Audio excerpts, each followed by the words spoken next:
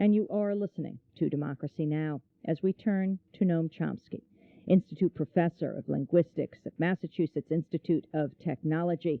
His latest book, Hegemony or Survival, America's Quest for Global Dominance. He spoke at Illinois State University on October 7th. This is Professor Noam Chomsky. Let's start with about a year ago, September 2002. In the normal course of political life, as academic life, September is usually an incipient month, a thing when important things begin to happen. And September 2002 was unusual in this respect. There were three very significant events closely related.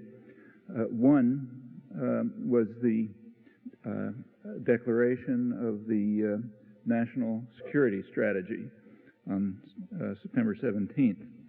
It announced very clearly and explicitly that the United States, at least this administration, intends to dominate the world permanently, if necessary, through the use of force.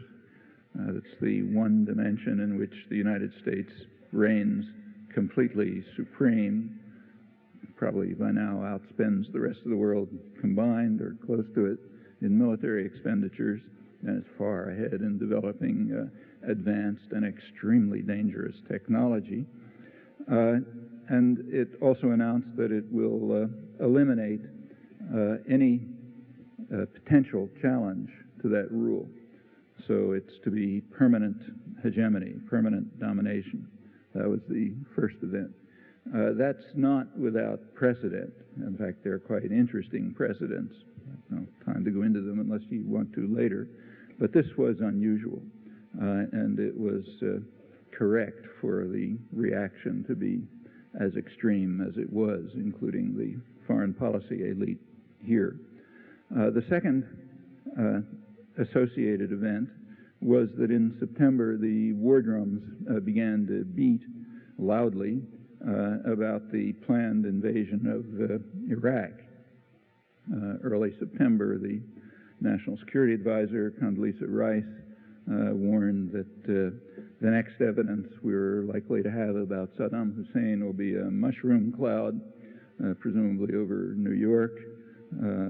No matter how much everyone else may have hated him, outside the United States, no one feared him, including his neighbors who'd been trying to reintegrate Iraq back into the region, who despised him, including the countries he invaded, but didn't fear him. That was unique to the United States, beginning last September. So first there's going to be a mushroom cloud, and then the propaganda campaign began, very loud. The invasion of Iraq that was planned was understood to be what's sometimes called an exemplary action. That is, it's an action intended to demonstrate dramatically that the doctrine that had been announced is intended seriously. It's not enough to just promulgate a doctrine. If you want people to take you seriously, you have to do something to show that you mean it. And the invasion of Iraq was understood correctly to be a test case, a demonstration case of the doctrine that the U.S.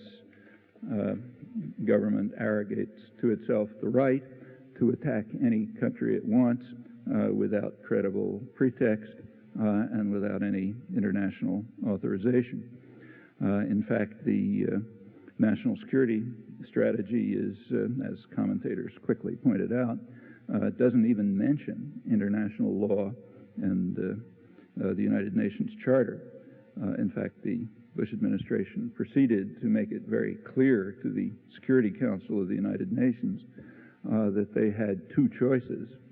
They could be relevant, that was the term that was used, by authorizing the United States to use force as it wished, or they could be a debating society, as Colin Powell, the administration moderate, pointed out.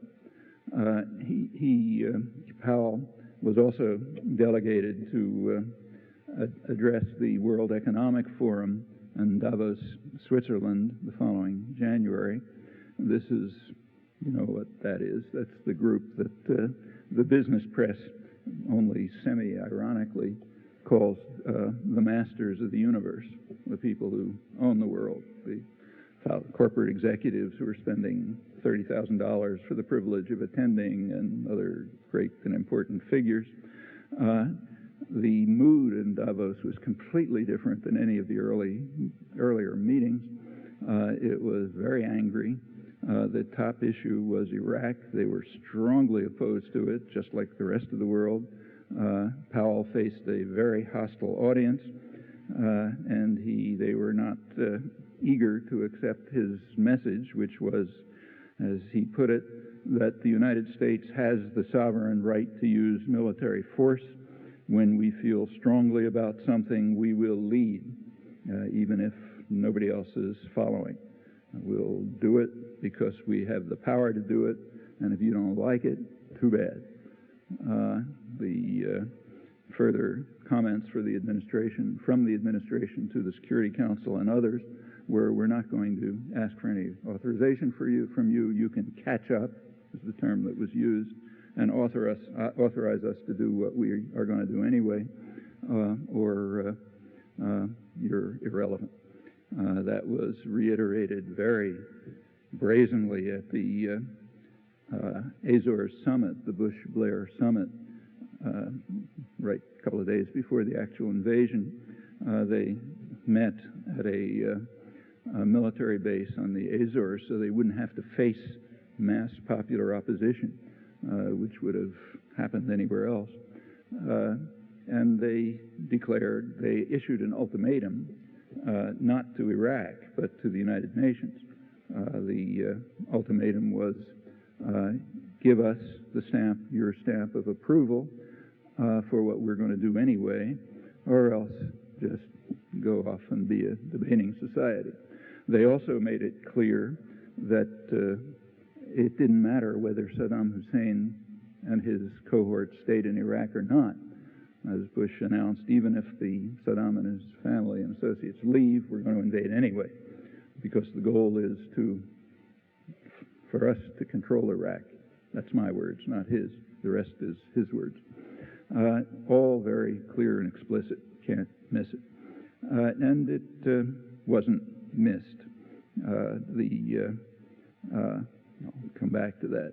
The third event, before I come back to it, in September, closely related, is that the congressional election campaign opened, the midterm election campaign.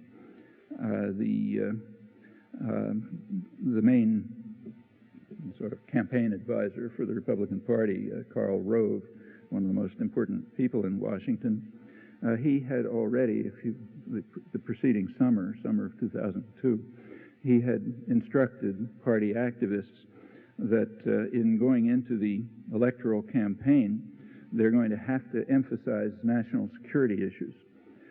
They cannot expect to enter a political confrontation if economic and social policies are prominent on the agenda, because their policies are extremely unpopular, which is not surprising, since they are designed to be extremely harmful to the general population, and people know that, and also to future generations.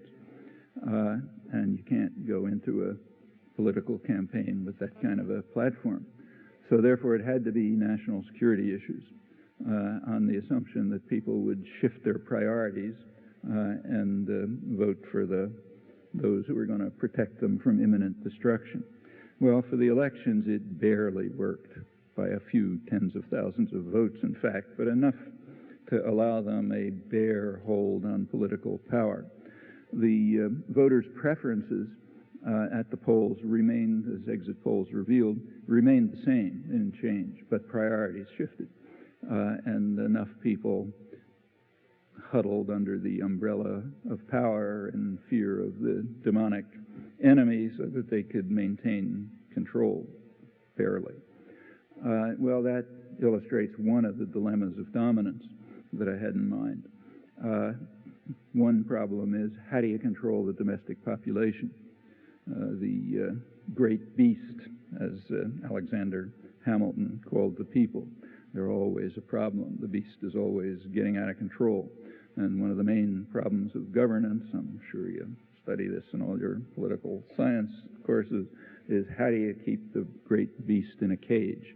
That's particularly difficult when you're dedicated passionately to carrying out policies that are, in fact, going to be very harmful to the mass of the population and to future generations. Then it's difficult. And only one effective way has ever been discovered by the people in office now or anyone else under those conditions, and that is inspire fear. If you can do that, maybe you can get away with it. And for the people in office now, it's second nature.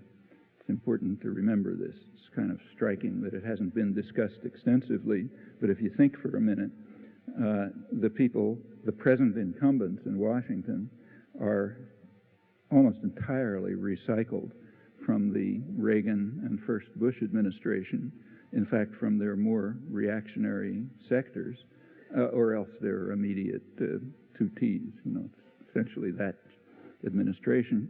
And they're following pretty much the same script as the first 12 years they had in political power, in both domestically and internationally. And you can learn a lot about what they're doing by just paying attention to what happened in those 12 years.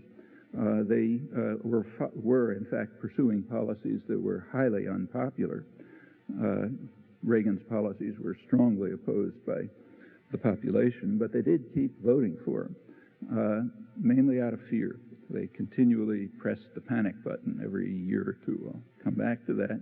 Reagan, in fact, ended up in 1992 being the most unpopular living U.S. president, next to Nixon, ranked slightly above Nixon, well below Carter, and even below the almost forgotten Ford. But they did manage to hang on for 12 years, and they're following essentially the same script. Well, except with much more arrogance and commitment and optimism, feeling that they can do things that they couldn't get away with then for various reasons.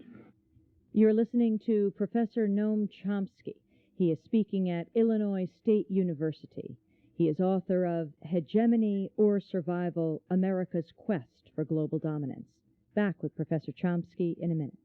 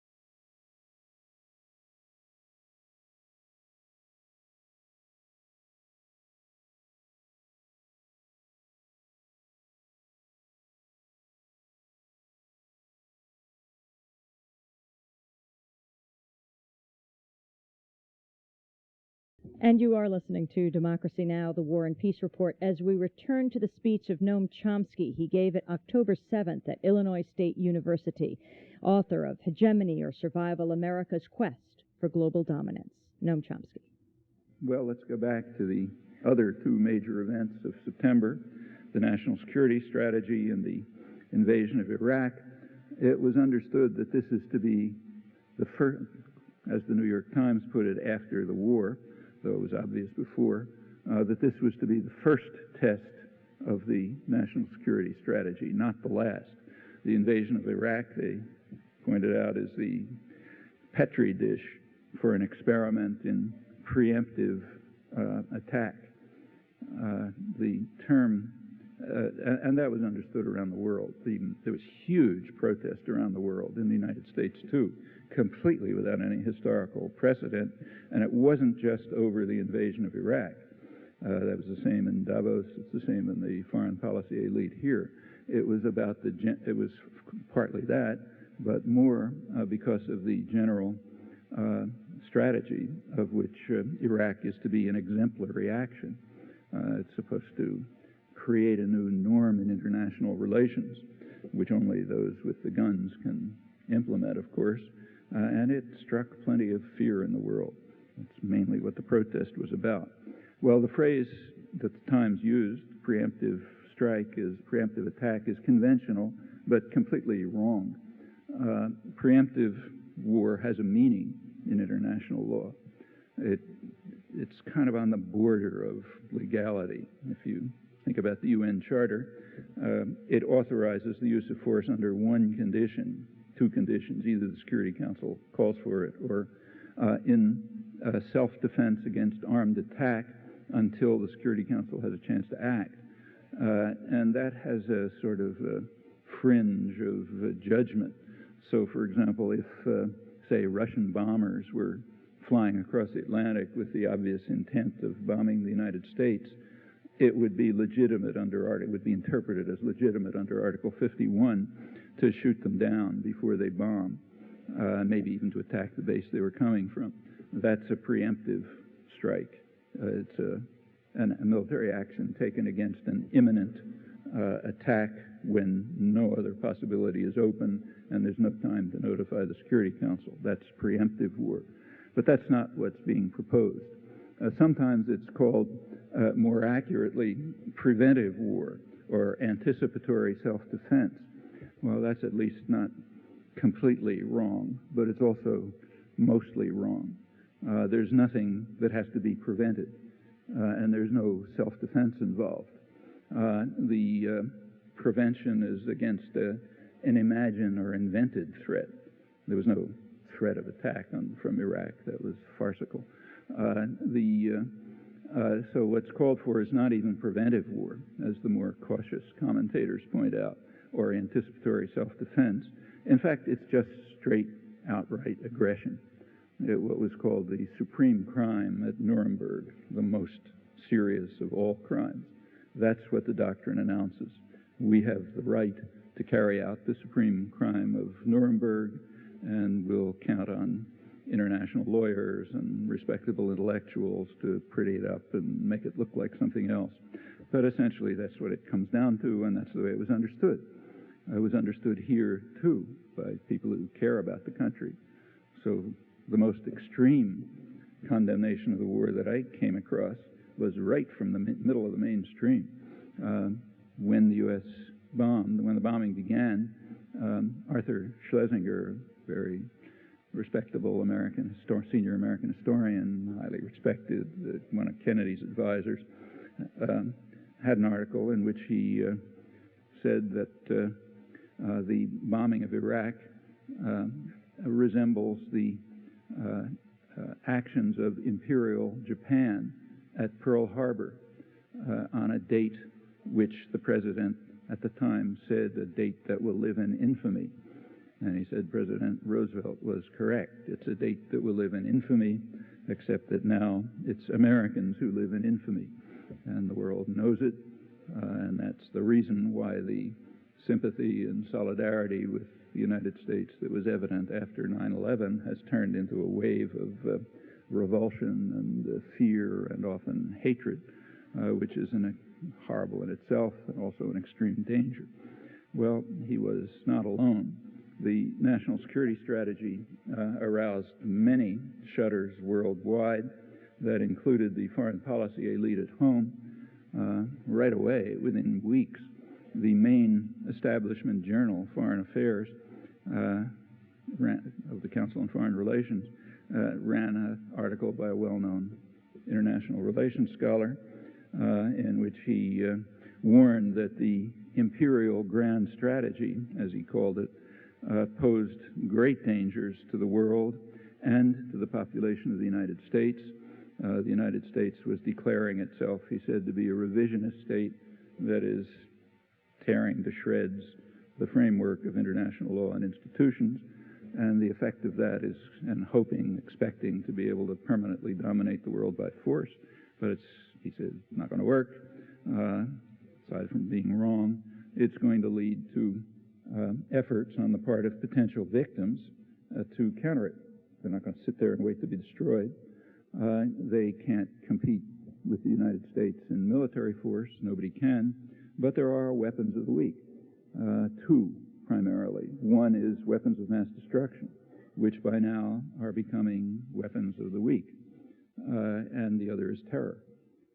So he and many other foreign policy analysts and intelligence agencies pointed out that the strategy is essentially calling for proliferation of weapons of mass destruction and increase in terror.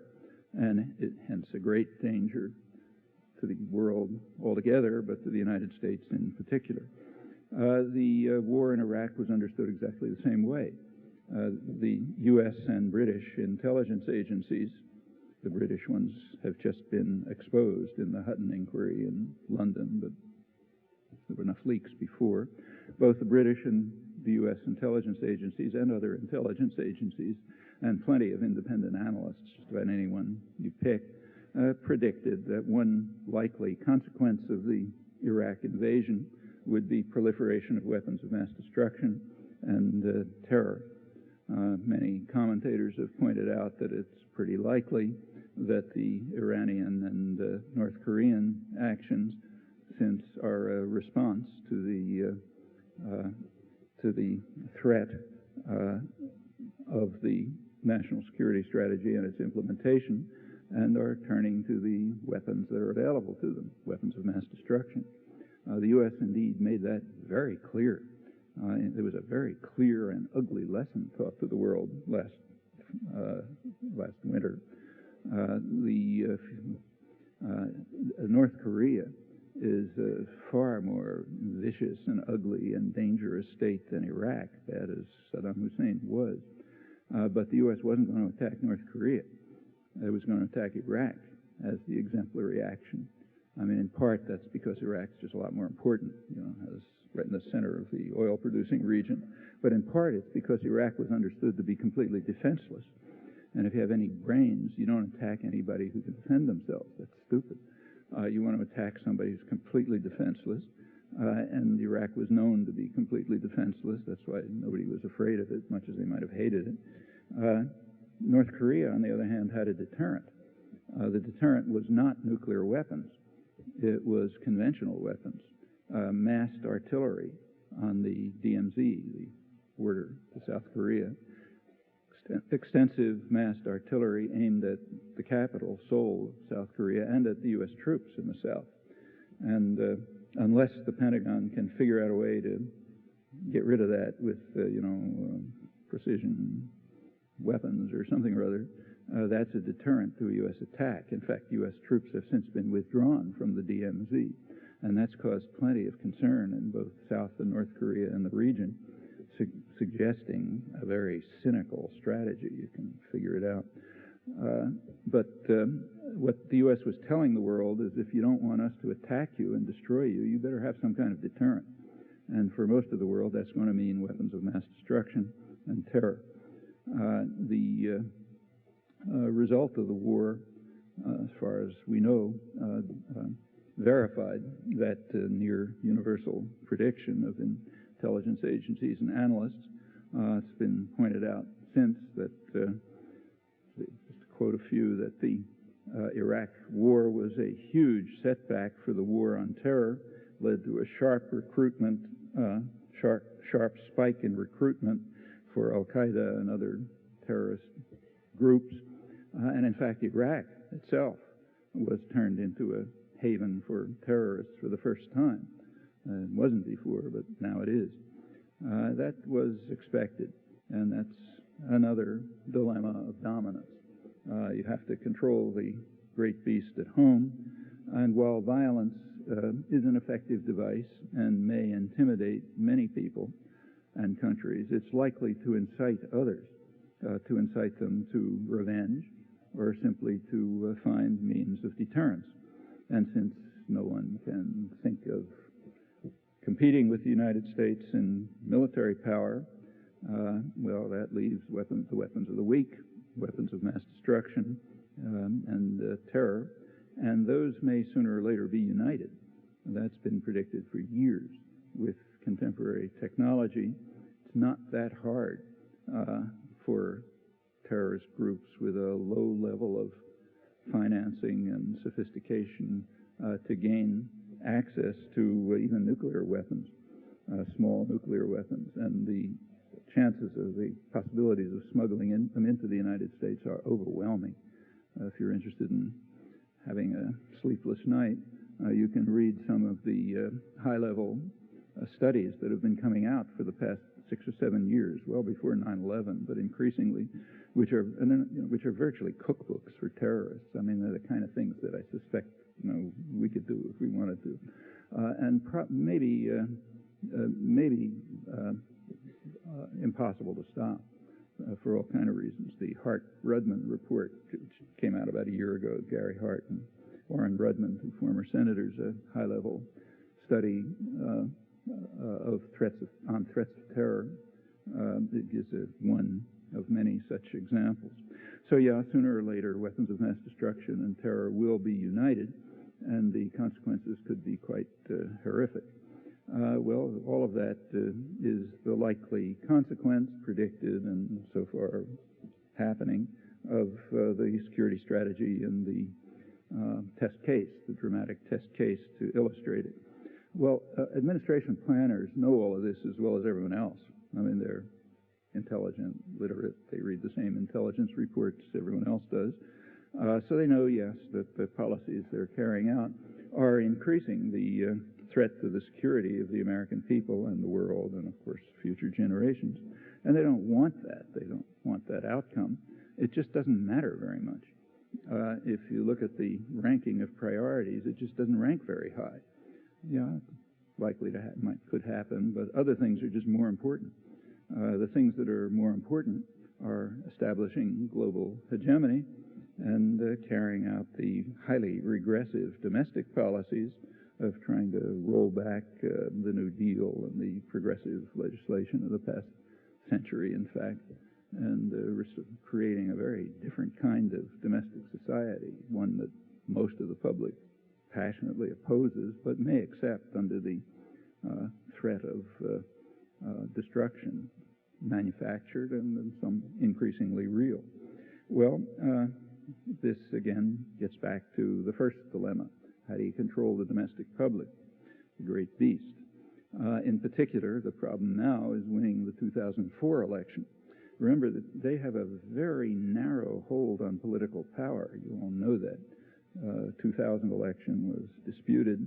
The 2002 election was barely managed to sneak through.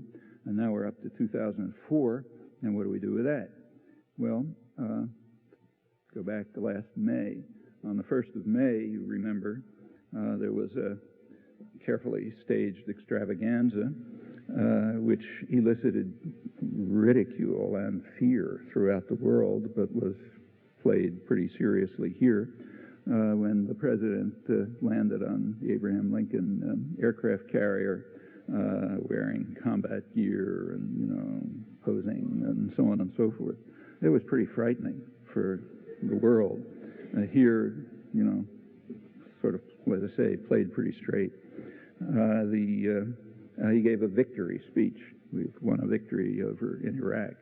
The front page story in the New York Times used a phrase that I'll come back to.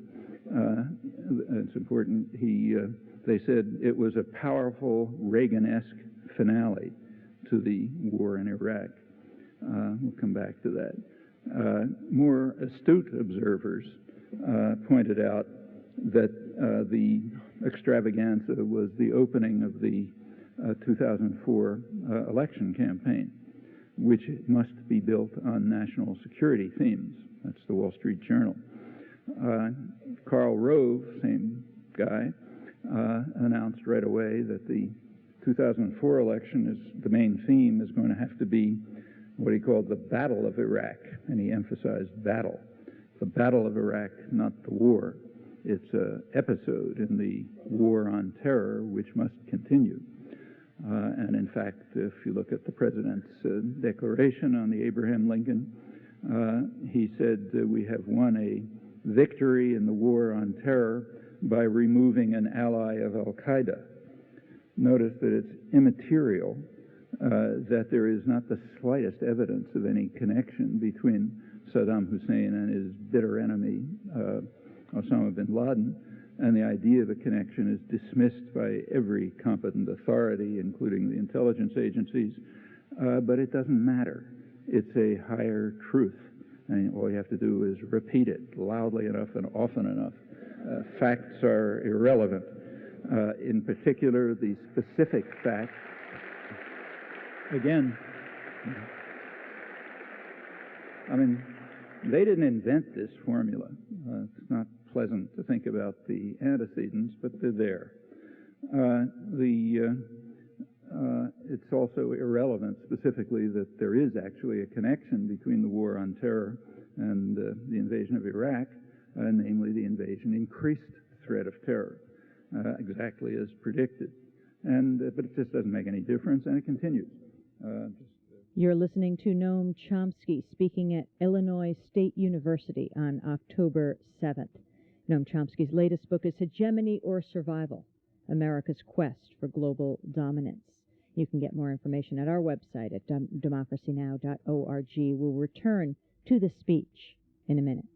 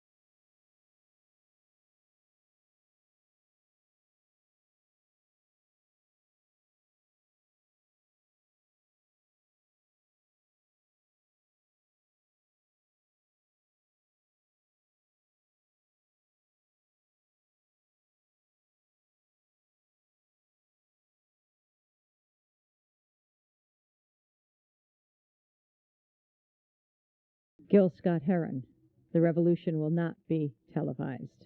That was before. He wrote that before Democracy Now! Went on TV. You are listening to Democracy Now! I'm Amy Goodman as we return to the speech of Noam Chomsky, professor of linguistics at the Massachusetts Institute of Technology, author of many books. His latest is Hegemony or Survival, America's Quest for Global Dominance. Noam Chomsky, speaking at Illinois State University. A week or so ago, in his weekly presidential radio address, President Bush, September 28th, said, "The world is safer today because our coalition ended a regime that cultivated ties to terror while it built weapons of mass destruction." Well, you know, his speechwriters and his minders and trainers know very well that every word there was an outrageous lie, but why should it matter? If you repeat it loudly enough, it'll become the truth. Well, how can Karl Rove hope to get away with it? Well, just have a look back at what just happened in September 2002, the last election campaign. That, as I said, was the beginning of an onslaught of government media propaganda, which had a very substantial effect. By the end of the month, by the end of September, about 60% of the population regarded Iraq as a serious threat to the security of the United States. And remember, the United States is alone in the world in this respect. I mean, in Kuwait and Iran, which Saddam invaded, they'd be delighted to tear him limb from limb, but they're not afraid of him. And they're not afraid of him because they know exactly what U.S. intelligence and everyone else knows. Iraq was the weakest country in the region. It had been devastated by the U.S. sanctions, which are called UN sanctions, but if it wasn't for U.S. pressure, they wouldn't exist. They wiped out the population. They happened to strengthen the tyrant, but devastated the economy. the country was virtually disarmed. It was under total surveillance. Its military budget was about a third that of Kuwait, which has 10% of its population, and far below the other states in the region, including, of course, the regional superpower, which we're not allowed to talk about because it's an offshore U.S. military base. But outside the United States, everyone knows that there is one country in the region that has extensive weapons of mass destruction and has military forces which, according to its own analysts, are more technically advanced and more powerful than those of any NATO country outside the United States. Unmentionable here, but known everywhere else. And Iraq isn't even in the league of Kuwait, let alone anything like that. So it wasn't certainly not a threat, but by the end of September, as a result of a propaganda campaign of quite impressive character, government campaign transmitted uncritically by the media, about 60% of the population believed that there was a threat. Pretty soon after that, the proportion of the population that believed that Iraq was involved in 9/11, maybe responsible for it, went up to 50%, higher, depending on how you ask the question. And also the belief that Iraq was, had interrelations with Al-Qaeda and other gross misperceptions, which are rejected by every intelligence agency, including the U.S. But it did work domestically, not anywhere else. The media behavior was, let me quote a non-controversial source, the very respectable Bulletin of the Atomic Scientists. The editor, Linda Rothstein, wrote recently that the charges dangled in front of the media failed the laugh test, but the more ridiculous they were, the more the media strove to make wholehearted swallowing of them a test of patriotism. And it's pretty accurate, and it sort of worked, only domestically, and not only in part, because it was part of the population. The rest of the population was overwhelmingly opposed to the war at a level that literally has no precedent. But it worked enough to sneak by the election and to build up a base of support for the war. And not surprisingly, a belief in these fantasies was highly correlated with support for the war, as you'd expect. If you believe those things, war sounds right. Well, that's significant. Congress, in October, right after the propaganda campaign began, passed a resolution authorizing the government to resort to force to defend the United States against the continuing threat of Iraq. Again, remember, the United States is the only country that was under that threat, but Congress passed it. The media and commentators and the intellectual world were silent about the fact that, I presume they were aware of, that the congressional resolution was a copy. They're still following the script. In 1985, President Reagan declared a national emergency in the United States because of, I'm quoting, the unusual and extraordinary threat to the security of the United States posed by the government of Nicaragua, which was 2 days driving time from Harlingen, Texas. So we had to quake in fear before that. And notice that that's much more severe than Iraq. That was an unusual and extraordinary threat. In fact, Reagan went on to a press conference where he said, I know the enormous odds against me, but I remember a man named Churchill, and he stood up against terrific odds, fought Hitler, and I'm not going to give up, never, never, never, despite the hordes of Nicaraguans who are invading us and about to conquer us. And that passed the laugh test in the United States. If you check back, just report it. And people were afraid. The rest of the world couldn't believe it, But it happened, and it's another reason why they expect that they can do it again. It helps explain the confidence. And it wasn't the only case. I mean, through the 1980s, year after year, there was one or another threat of that nature. Libyan hitmen were wandering the streets of Washington about to assassinate our leader, who was holed up in the White House, surrounded by tanks. The Russians were going to build an air base in the nutmeg capital of the world, Grenada, if they could find it on a map, and they were going to bomb us. That brings us back to the New York Times phrase, powerful Reagan-esque finale. Now, what are they referring to? Well, they know what they're referring to. They're referring to Reagan's speech after the brave cowboy barely saved us from destruction from the Grenadans by sending 6,000 special forces who were able to overcome a couple of dozen middle-aged construction workers and incidentally won 8,000 medals for it. But then there was a speech saying we're standing tall. That's the powerful Reagan-esque finale that the front page of the New York Times is referring to. Maybe the reporter's being ironic, I don't know. But what gets to the public is just the message, not what's in the person's mind. And the message is, yeah, we're in constant danger. After Grenada, it was Libya again, and after that it was domestic threats. George Bush I won his election by just straight pulling a race card. Willie Horton, the black rapist, is going to come after you unless you put me in. Crime in the United States is like other industrial countries, but fear of crime is off the spectrum. Same with drugs.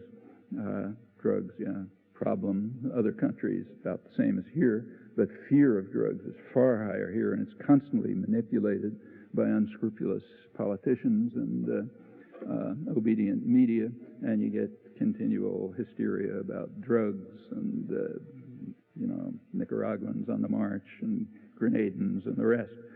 So there's a reason for the confidence. And remember that they were able to hold power for 12 years, even over the fact that most of the population was considerably harmed by the domestic policies and opposed them, but they stayed in office, and now they are much more confident. Well, there's quite a lot at stake for them. It's not just a matter of narrow political gain. What's at stake is world domination by force, and also control of the major energy resources in the world, which is not a small thing. The hope is surely that Iraq will end up being some kind of client state, call it a democracy or something like that, but some sort of client state, what the British in their day used to call an Arab facade, behind which the British would effectively rule. The U.S. will presumably end up with military bases right in the heart of the oil-producing region for the first time, reliable military bases. And that region is of extreme importance. I mean, back in 1945, the Gulf region was recognized by the State Department to be what they called a stupendous source of strategic power and one of the great material prizes of world history. And ever since then, it's been a leading feature in U.S.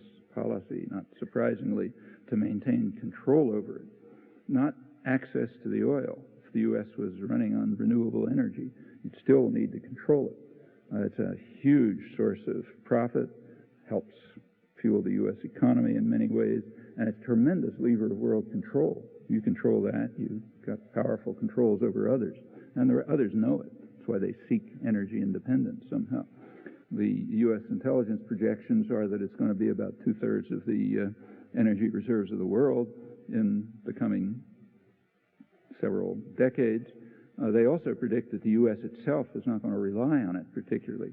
The U.S., they expect, will rely on more reliable Atlantic basin sources like the Western Hemisphere and the Andes, Canada, West Africa, not so dangerous, but you got to control it because it's a lever of world control and a source of enormous material wealth. Well, that's important. The other aspect of what's important is the domestic policies. The government is just completely redoing what they did the first time around 20 years ago, but now in a much more extreme form. They're pursuing They're trying to drive the country into what economists call a fiscal train wreck. The purpose is, to use Reaganite terminology, to starve the beast.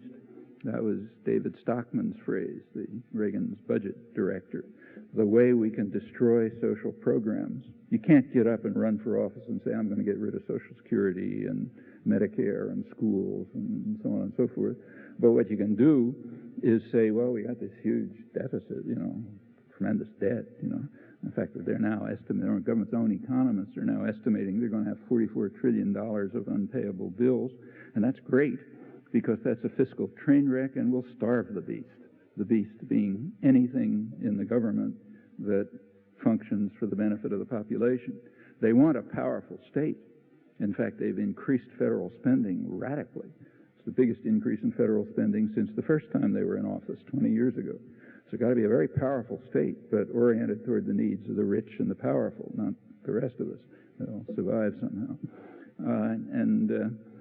So the huge, unpayable debts are fine. That's the way you starve the beast. Massive tax cuts for the rich, a huge increase in federal spending. So it's kind of the Reagan policies, but much more extreme, just like the international ones are similar, but more extreme. And the only method, again, is press the panic button. Well, there are other dilemmas of dominance, and they're worth paying some attention to. One of the most spectacular achievements of the propaganda system, the doctrinal system, in the past year, and I don't mean just the media, I mean the journals of opinion, the intellectuals, the academic world, and so on, the whole matrix of doctrinal management, of which the media are the most obvious. But I think one of the most extraordinary achievements was to be able to continue to proclaim that the United States is pursuing, maybe badly, but is pursuing the noble vision of democratizing the Middle East. For that not to pass the laugh test is pretty remarkable, because all of that was going on in the midst of a display of hatred and contempt for democracy, which has absolutely no historical precedent that I can think of. I can't even think of anything that comes close. Try and think of it. Just remember what was going on these past year. So take, for example, the distinction that was drawn between old Europe and new Europe. And what was the distinction? Well, there was a criterion, very clear criterion. Old Europe, the bad guys, France and Germany, in old Europe, which was reviled and denounced, the governments were taking the same position as the overwhelming majority of the population. They were the bad guys. New Europe, the good guys, like Berlusconi in Italy and Aznar in Spain, they were overruling an even larger majority of the population. There was more opposition to the war in Spain and Italy than there was in France and Germany. But the people in power were willing to take their orders from Crawford, Texas. So they were the marvelous New Europe. The wonderful guys had real democratic credentials. The most dramatic case of this, perhaps, was Turkey. To everybody's surprise, mine too, the Turkish government taught the United States a lesson in democracy, which caused fury here.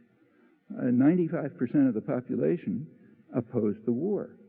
Like everyone else in the region, they hated Saddam Hussein, but they didn't fear him. They didn't see any reason for the war and were afraid of its consequences. So you got 95% opposition, and to everyone's amazement, the government went along with 95% of the population, despite the fact that they were under terrific threats from the United States not to do that. Well, that caused outrage here. The Turkish government was denounced as not having democratic credentials. Paul Wolfowitz went so far as to publicly condemn the Turkish military for failing to intervene, to force the government to follow U.S. orders. And he told them, you're going to have to apologize to us for that and make it clear that you're going to help the United States. Then you'll have democratic credentials. Particularly interesting in Wolfowitz's case, because he comes out of central casting as the visionary who's leading the way to democratize the Middle East. Now, all of this goes on in parallel, and nobody laughs. nobody comments on it. I mean, it's as if it's a intellectual culture of zombies. You know? I mean, it's hard to imagine how this can take place. And people looking at it from the outside are having trouble imagining. But that's us. We're right at the heart of it. You know, we're not talking about the people watching Rush Limbaugh or something. We're talking about the educated elites, okay? Us, smart guys.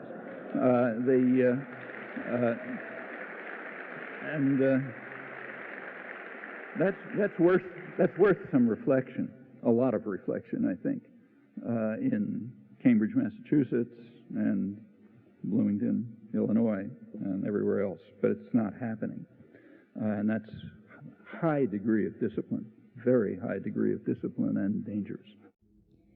Professor Noam Chomsky, giving a speech at Illinois State University on October 7th. Professor Chomsky is university professor at Massachusetts Institute of Technology, master linguist, and author of dozens of books. His latest is called Hegemony or Survival: America's Quest for Global